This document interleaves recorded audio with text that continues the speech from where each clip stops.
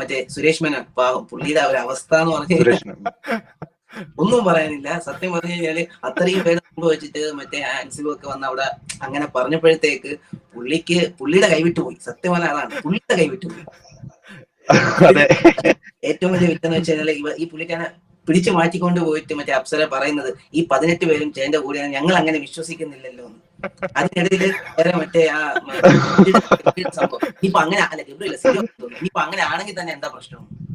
അവിടെ പിന്നെ ജെൻഡർ ഞാൻ ഒരു അവസ്ഥയാണ് ഞാൻ ആലോചിക്കുന്നത്. കാരണം പുള്ളിക്കിപ്പോൾ ഒന്നും, കാരണം പുള്ളി ഇങ്ങനെ അടിക്ക് പറഞ്ഞു ഞാൻ കുറച്ച് സിനിമയിലൊക്കെ ഗേ ക്യാരക്ടേഴ്സ് ഒക്കെ ചെയ്തിട്ടുണ്ട്. കാരണം പുള്ളി ഇത് കൈവിട്ട് പോയി സാധനം. കാരണം പുള്ളിക്ക് ആ ഒരു മറ്റേ ടാസ്കിൽ പുള്ളി വിജയിച്ചായിരുന്നല്ലോ, മറ്റേ മോതിരത്തിന്റെ ആ ടാസ്കിൽ. അതൊക്കെ കഴിഞ്ഞ് ഒന്ന് രസമായിട്ട് നിന്നപ്പോഴത്തേക്കാണ് ഒറ്റ അടിക്ക് തള്ളിയിട്ട പോലെ.